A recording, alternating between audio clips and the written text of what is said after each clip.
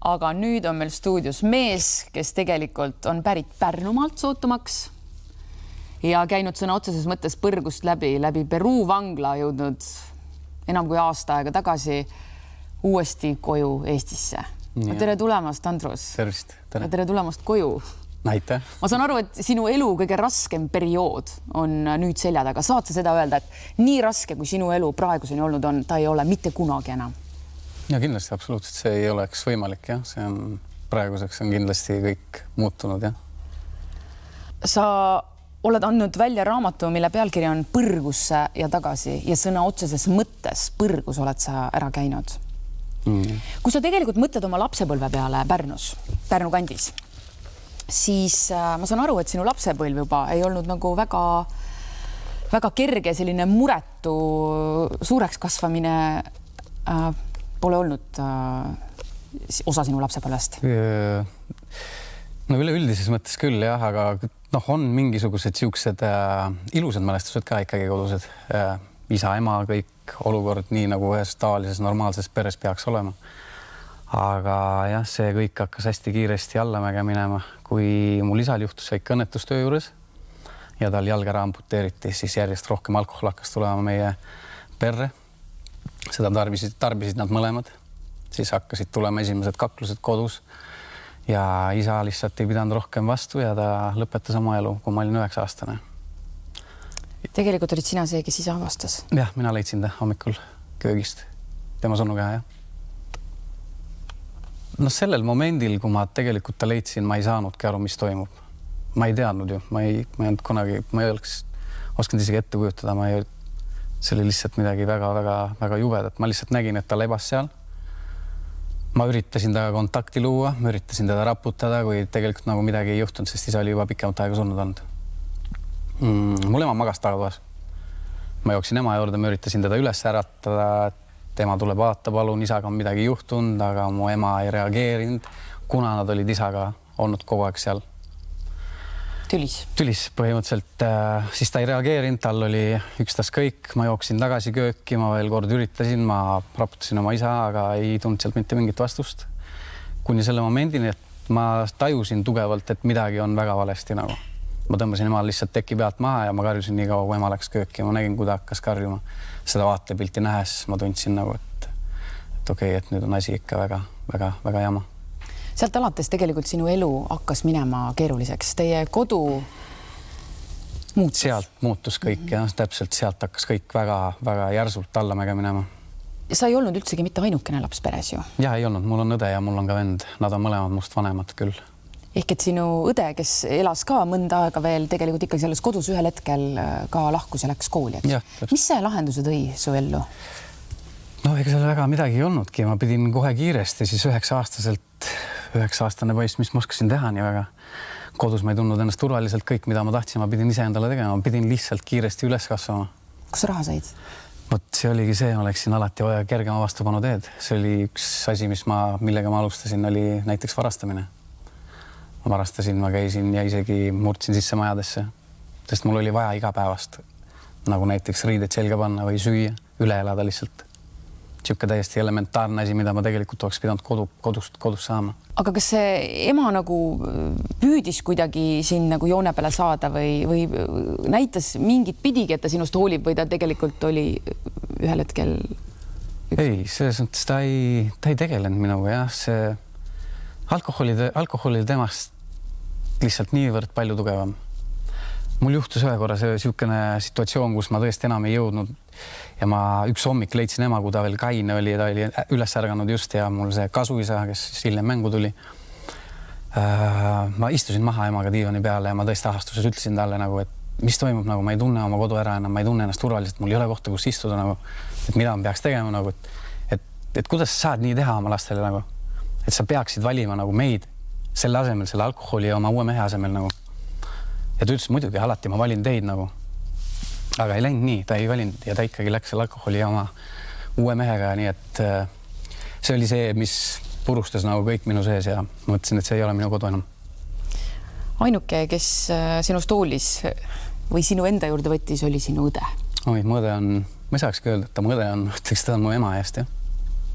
et tegelikult tänu sellele, et õde võttis sind enda juurde, enda perre elama ja nii-öelda hakkas siis sinu eest hoolitsema, siis mingil hetkel sa said ikkagi ju rea peale, käisid koolis, leidsid uued sõbrad, uued koolid. Jah, sain, aga lihtsalt kogu see situatsioon oli minusse pannud või istutanud sellise jõuetu viha, mis ma lihtsalt ei saanud sellest lahti, need vanad kombed olid seal ja ma alati läksin selle kergema vastupanu teed. Eks muidugi Mis see tähendab kergem vastupanu teed? Alkoholi tähendab, kaklusi tähendab, varastamist, kaklused, varastamine, sest ma olin nii harjunud, nagu ma püüdsin, ma arvan, miks ma seda nüüd tagasi mõeldes, miks ma hakkasin tegema kõike neid pahandusi ja asju, oli just täpselt see, et tema tähelepanu tõmmata, sest ma olin proovinud õppimisega, ma olin proovinud seda teha. Ja kui mul tekkis see moment, et mul ei olnud kodus oma kohta, kus istuda ja õppida näiteks, ma tahtsin ikkagi ema tähelepanu saada. Ja see oli üks moodus, kuidas ma ema tähelepanu sain. Kas või siis sellel moel, et ma läksin koju ja ta oli mu peale vihane, see oli kas või mingisugune siuke ema ja poja moment vähemalt, et ta rääkis muga ja ütles mulle, et okei, poeg, sa teed nüüd valesti. Et võib-olla jah, see oli see tähelepanu otsimine, aga õe puhul nad panid mind kusjuures väga heasse kooli ja mul oleks olnud väga hea tulevik seal. Aga ma ikkagi ei suutnud iseendaga toime tulla, sest ma olin liiga väiksest peale juba olnud selles keskkonnas ja ei olnud minu aeg veel. Ma ikka läksin selle kergema vastupanu teed. Ja tulid juba ka narkootikumid? Tulid ka juba narkootikumid mängu, jah. Kõik muutus peale seda, kui sa läksid välismaale. Kas oli see, kui Holland oli see, kuhu sa otsustasid ühel hetkel minna? Sa tegelikult läksid sinna nagu tööle? Jah, ma läksingi sinna, minu plaan oli sinna tööle minna. Ja ma töötasingi seal tegelikult. Ja juba täitsa okei palk oli, eks ole? Ja kõik oli täitsa, ja. Aga see oli ainult algus sündmustele, mis on sinu elu järgmised 8 aastat mõjutanud. Mis siis juhtus seal Hollandis? Kuidas sa Peruusse sattusid? Jah, ma leidsin Hollandist endale ühe nii-öelda sõbra siis, kes tegeles kokaiiniga. Ja ta tegeles selle kokaiiniga niimoodi, et nad transportisid seda Ladina-Ameerikast Euroopasse. Ja neil oli vaja kedagi, kes seda transporti? Ja, täpselt. Kui palju nad raha sellest lubasid sulle? Võid öelda täitsa 10 000 iga kilo pealt siis. Aga meie plaan oli ka siis võtta ise endale 3 kilo nagu juurde ja siis seda sealt veel müüa, ehk et mis oleks teinud endale veel raha. Ehk et sa pidite, te sõbraga kahekesi läksite, te pidite kumbki 6 kiloga tagasi tulema, eks? 3 siis tellijatele ja 3 nagu endale? Jah, täpselt. Kuidas sa muidu kokaiin pakitakse kotis? Sul oli mingi väga huvitav skeem veel. Kasutasime näiteks siuksest tavalist raamatut, kokaraamatut, millel on esimene kaan on siis natukene paksem. Siia samma kaane sisse panid peedeti. Aga see mitte sina ise ei pannud, vaid tegelikult see oli juba ära peidetud. See oli kõik ära peidetud tegelikult. Nii et tegelikult, kui ma siia raamatule peale... See raamat sa vaatad sellele peale siin... Sa ei saa mitte midagi aru. Sa ei saa midagi aru, aga see oli kõik täis, jah. Mis seal veel oli? Raamat oli sul? Ja siis mul oli seinapildid näiteks ja mul olid need suured maapähklid äkki, kui ma võin öelda maapähklid vist, jah. Ehk et pähklite sisse. Alumiiniumpaberi sisse. Ja siis oli üks parfüüm ka veel. Üks suur parfüüm. Täiesti tavalised asjad seljakotis. Täitsa tavalised asjad. Ja nii, ja jõudsid lennujaama? Jõudsin lennujaama, ma panin tähele, et seal oli üks naisterahvas, kes pidevalt tiirutas ja vaatas mind, ta kogu aeg jälgis mind, aga ma ikkagi üritasin need mõtted, et ma nüüd kukun vahele, ma üritasin need peast ära saada. Ja siis mu kohver läks juba, ta hakkas üles liikuma ja kõik oli kena. Mulle anti tagasi mu pass ja minu pilet, et ma võin siis minna.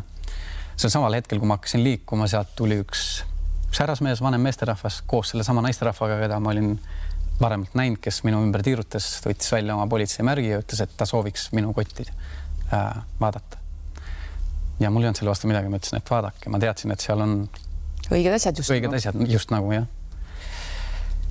Ja ta teadis täpselt, mida otsida. Ta võttis ühe esimese pähkli, ta pani selle pähkli laua peale, ta võttis oma vöö pealt oma revolveri ja ta lõi selle kabaga lahti ja sealt tuli see alumiiniumpaber, ta tõmbas selle tikuga üle.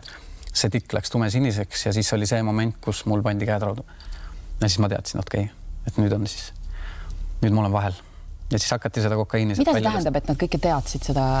Selles suhtes see hiljemalt ma sain teada, kui ma seal vanglas juba olin tegelikult, kuidas Peruu narkorikkad töötavad. Nad ikkagi aeg-ajalt kukutavad inimesi kinni, et nad saavad endale siis vaba voli töötada, nii et politsei neid ei puutuks. Ja ma arvan, mina olin üks nendest siis, et nad teadsid täpselt, keda otsida või meie olime siis ühed nendest. Te mõlemad sõbraga kukkusite kinni. 8 aastaks Peruu vanglasse. Jah, Cusco, Kengoro. sa kirjutad oma raamatus väga värvikalt sellest, et tegelikult see ka seal ellu jäämine on ikka iga inimese enda asi. Ja kõik ei välju sellest vanglast elusana. Selles mõttes su elu ei ole seal mitte midagi väga väärt. Ühest väga väiksest probleemist läheb seal väikseks ütlemiseks ja kaklus ja ma pean oma sõbra surnukeha näiteks teki veel välja vedama.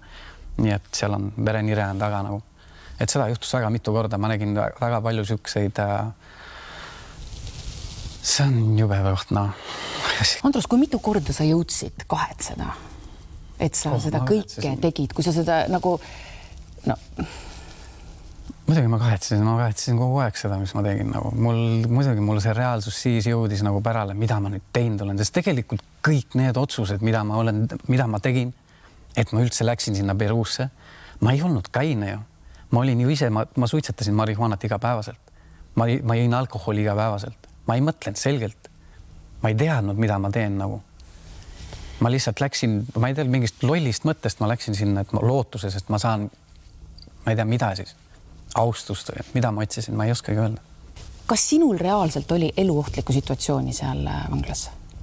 Oli, mul oli üks kohe, kui suurest päris alguses, kui ma olin D-Deneti-doosis selles esimeses paviljonis, siis ma mäletan, mul jalgpallimängu ajal läks kakluseks ühe meesterahvaga seal ja ma ei teadnud ju, kes on kes, ma ei tundnud neid inimesi, nad olid minu jaoks täiesti võõrad, ma ei rääkinud isegi keelt. Miks jalgpallis kakluseks üldse? Sest oli siuke nügimine ja läks natuke ütlemiseks ja ma sain aru, et seal on ja ma olin ise ka nagu väga siukse lühikese sütenööriga, eks ma olin väga stressis, ma olin seal kinni, noor poiss ja mul läks kakluseks ühe vanema meesterahvaga.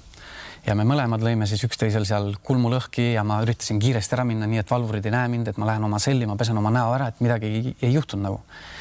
Ma läksin oma selli, nii kui ma jõudsin sinna, ma pesin juba oma nägu, need vangivalvurid tulid joostes, nad võtsid mu kinni, nad viisid mu direktori juurde ja mind hakati kohe seal uurima, et kellega sa kaklisid, sest keegi oli juba neile nagu kõrvas osistanud.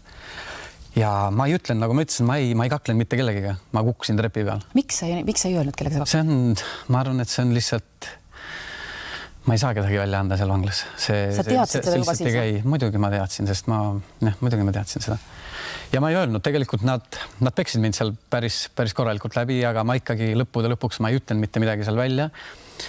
Aga direktor ikkagi ta kuskilt kuulis, et Naitso oli mu kinni pannud või et ma olin kaklenud kellegi suurega, ta ei teadnud konkreetselt kellega. Ja ta isoleeris mind paviljon 5, et mind ära ei tapetaks seal vangla peal. Aga kuna tänu sellele, et ma ei ütlenud, kellega ma kaklesin, see Naitso ise tegelikult tuli minu juurde päev hiljem tuli. Ma mõtlesin, et ma nägin, et ta tuleb ülevalt. Ta maksis vangivalvurile ja kõndis ülevalt nende trellide vahelt sisse. Ma mõtlesin kohe, et okei, nüüd ta tuleb nagu round 2 järgi nagu, et nüüd ma pean ennast kaitsma nagu. Ja ma olin valmis selleks, ma vaatasin, ta tuli trepist alla, ta kõndis minu poole ja ta on siuke tõsine mees nagu, suur poiss ikkagi. Ja ta kõndis minu poole ja ta tegelikult tuli sinna, et ütelda nagu, et hea, et sa mind välja andnud nagu. Et ta oli tegelikult päris tänulik mulle selle eest, et ma ei andnud ta nime välja, kui ma oleks ta nime välja andnud. See meesterahvas oli kinni 560 kilo kokaiini eest. Tema sentents ja tema vanglakaristus oli 28 aastat ja tal oli väljas perekond, tal oli 2 väikest poega ja tal oli tütar ja tal oli naine, kes oli väljas. Ja tema siis sealt seest üritas neile elatist teenida. Ja see, et mina teda välja ei andnud, tähendas seda, et ta sai jääda sinna vanglasse. Kui ma oleks ta välja andnud, siis suure tõenäosusega direktor oleks ta saatnud järgmisse vanglasse, kus võib-olla tal ei oleks nii kerge olnud oma businessit ajada. Aga business seal tegelikult ju kogu aeg käis. Ja business seal käis päris kõva narkobusiness ka. Business oli seal väga täies osa. Ehk et kõik oli ostatav ja müüdav. Valvuriteni, kõikideni välja. Kuni direktorini. Aga sul raha oli? Kas sa said osta endale? Mul ei olnud raha ja mul ei olnud raha seal. Ma pidin nii palju seal ise endale elu otsima, et ma teenisin raha seal narkotikumide pakkimisega tegelikult põhilise aja. Sest see oli ainuke moodus, kus ma tegelikult tundsin, et ma jõuan nii palju teenida, et ma sööksin ära. Andrus, tegelikult selles vanglas elus ühel hetkel sinu jaoks toimus suur muutus, tänu millele tegelikult sa oled elus, sa oled siin, sa oled, elad uut ja väga toredat elu. Mis olukorda sina sattusid, et see muutus sai toimuda või mis hetk see oli, kui sa otsustasid, et siit on kõik? Kus sa sellel hetkel siis juba olid?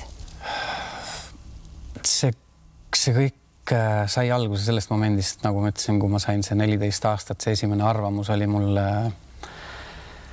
kohtus ja ma läksin koju ja mulle telefoni teel öeldi, et mul ema tapeti ära, vägistati ära ja tükeldati ära ja visati metsa. Seda sa kuulsid seal vanglas olles? Jah, selle samal päeval, kui mulle ka öeldi, et minu arvamus, et ma jään sinna 14,5 aastat. Seesama päev, seesama hetk, kui ma kuulsin seda, sest mul õde ei suutnud seda mulle öelda telefoni teel ja ta andis telefoni oma abikaasale, kes siis ütles mulle, et Andrus, ole tugev, mul on sulle vaja midagi öelda. Ja mõtlesin, mis siin veel hullemat saab olla, et nagu 14 aastat mulle just nagu pakutakse siin vanglakaristust, et mis siin veel hullemat saab olla. Ja ta ütles mulle kogu selle emaga juhtunud asja. Mul lihtsalt telefonitoru kukkus käest ära. Mul läks pilt silmast mustaks. Mul ei olnud absoluutselt mitte mingit mõtet peas. Nagu ma tõesti tundsin, et ma ei tea, mida teha nagu. Mul ei olnud mitte kellegagi rääkida. Ma kõndisin alla ja seal oli üks Hispaania mees oli tulnud ühel narkobaronil siis juukseid lõikama ja ta suitsetas kogu aeg seda sama pastabaasikat. Ja ta istus minu voodi ääre peal ja ma läksin sinna kambrisse sisse. Ma pidin ikkagi nagu tugev olema. Ma ei tohtinud ju välja näidata, et ma olen nüüd haavatav värk ja kuigi seest ma tegelikult nutsin, ma karjusin lihtsalt nagu. Ma ei suutnud selle kõigega toime tulla ja ma vaatasin, ta suitsetas seal seda. Ma küsisin Lucho nagu, mis asi suga teeb nagu, miks sa seda suitsetad nagu? Ta ütles nagu, ma unustan kõik ära. Kõik absoluutselt mu probleemid ja kõik see kaob ära. Ma ütlesin talle Lucho, et pane mulle üks sinna piibu peale, las ma proovin seda siis. Ta pani mulle selle ühe piibu peale, ma ütlesin Lucho, pane mulle üks veel, pane mulle 2 tükki sinna piibu, las ma suitsetan selle ära. Ja see sama päev, kui ma ühe selle sama piibutäie tegin, ma olin 4 aastat täiesti kinni narkootikumidega. Kuni sinna ekstreemsuseni, et ma magasin kivist põranda peal lihtsalt ühe tekiga. Pool sellest tekist oli mul külje all ja pool oli mul peal. See oli see moment, kus ma mõtlesin, et ma isegi mõtlen, see oli siuke tunne juba, et kui ma oleks sealt veel natukene edasi läinud, ma oleks lihtsalt hulluks läinud või ma oleks lihtsalt ennast ära tapnud. Ja ma teadsin, et ma ei taha seda teha. Mul ikka oli, mille nimel elada. Mul oli õde, kes mind ootas. Tahtsin ikkagi veel kodumaad näha. Kõik siuksed pisiasjad. Ma palusin südamest, et mingi muutus toimuks mu elus. Seesama öö. Ma olin pikali seal ja ma mäletan, ma tõesti nagu südamest palusin. Keda või mida? Jumalat just niimoodi. Rääkisin Jumalaga. Ja ta andis mulle selle jõugus juures. Ma ärkasin järgmine hommik üles. Tavaliselt mul on mitu korda seda juhtunud, aga see ei ole kunagi olnud nii kindel või nii tugev tunne nagu. Ja see kord mul oli see nii tugev tunne, et märkasin hommikul üles ja ta oli ikka seal. Ja ma alustasin lihtsalt oma paranemist. Eks mul ikka seal käigus mul tekkisid väiksed tagasilöögid ja see on täiesti normaalne. Aga ma sain sellega hakkama, jah. Olid sa sellel teel nagu täiesti üksi selles mõttes? Jah. Täiesti üksinda, täiesti selles keskkonnas, kus iga jumala päev mu kong oli nagu suitsuahi. Sest ma istusin seal sees ja ma tunnen seda lõhna. Ma olin nii sõltuvuses sellest asjast, et ma tunnen, et mul keha väriseb, mul peopesad olid higised. Ma tahtsin ju ikkagi, ma olin lihtsalt sõltuvuses sellest. See oli niivõrd tugev. Väga raske oli, ma pidin ikkagi leidma endale siukse väga tugeva distsipliini ja ma sain kuidagi moodi sellest hakkama. Kaua see aega võttis? Ma kogu oma ülejäänud elu nüüd pean sellega võitlema igapäevaselt. See ei ole veel lõppenud. Minu addiktsioon või minu see siis sõltuvus on ikkagi kogu aeg seal. Ja ma pean kogu aeg selle peale mõtlema. Kui kaua sul jäi vanglas istuda veel sellest hetkest? Sellest hetkest mul oli veel 3 aastat istuda. Ja see elu oli natukene teissugune siis juba? Jah. Kas teised respekteerisid seda? Eks seal oli nii ja naa, no. Seal oli ka neid, kes ütlesid, mis sul viga on nagu, et miks sa nüüd enam ei suitseta, siis mis suga nagu hakkad nüüd heaks ja toredaks poisiks. Ja oli ka neid inimesi, kes tõesti tulid ja surusid kätt ja ütlesid, et tubli mees nagu. Et see on tõesti inspireeriv vaadata, see on täitsa uskumatu, mis sa teinud oled. Igal juhul, kui sa välja tulid, siis sa olid teinud kõik endast sõltuva, et elu muutuks ja ees ootaks midagi muud kui seda, mis selja taha jäi. Vot jah, aga mul ei olnud väga siukseid, mul ei olnud võimalusi. Isegi siis, kui ma sealt vanglast välja tulin, mul ei olnud kuhu minna. Mul ei olnud kelle poole pöörduda, mu pass oli aegunud. Ma ei saanud ju kohe tagasi sõita nagu. Ma pidin midagi tegema, ma pidin kuidagi nagu elu sees sõitma. Eks ikka nagu see tunne ja see mõte ja see, et ma vastu võtsin selle, et ma lähen nüüd õiget teed pidi. See oli seal ja see oli väga tugev ja see on siiamaale ja see jääbki siia. Aga mul ei olnud selle jaoks võimalust ja ainuke inimene, keda ma teadsin, oli sealt vangist üks Alex, kellega ma alati jalgpalli mängisin. Ta oli narkodiiler Kuuskos, ta on hästi tuntud narkodiiler, tema vanaisa oli narkodiiler, tema isa oli narkodiiler, tema on narkodiiler, kogu tema perekond. Neil on oma farm ja nad tegelevad sellega. See on nende elus on ainuke asi, mida nad oskavad teha. Aga samas poiss ei joo, teeb hästi palju trenni ja on ikkagi nagu oma elu poolest nagu püüab ennast korras hoida. Ja tema oli ainuke inimene, keda ma teadsin sealt väljast. Ja ma helistasin talle ja ta võttis mind enda juurde, ta võttis mind enda koju. Aga see oli väga napp. See oli väga napp, jah. Napp pääsemine politsei käest, sellepärast et sa tegelikult mõnda hetke seal isegi töötasid või aitasid kuidagi seal ikkagi neid kaasa. Aga sa kohtasid Ashleyt, oma praegust elukaaslast. Ja sa olid sel hetkel Ashley juures, kui politsei tuli ja tegi arreteerimise nende inimeste seas. Jah, Alex on nüüd uuesti vangis ja ta sai 15 aastat selle eest. Sa hoiad ühendust nendega? Jah, ma Alexiga ikka suhtlen, neil on telefonid seal sees, nii et ma vahepeal ikka soovin talle jõudu ja jaksu. Ashleyga olete te tagasi nüüd Eestis, eks? Sa mäletad seda hetke, kui sa uuesti lennuki uks avanes ja Eestimaa oli su jalge all? Juba see õhk, mida sa hingad, on teine.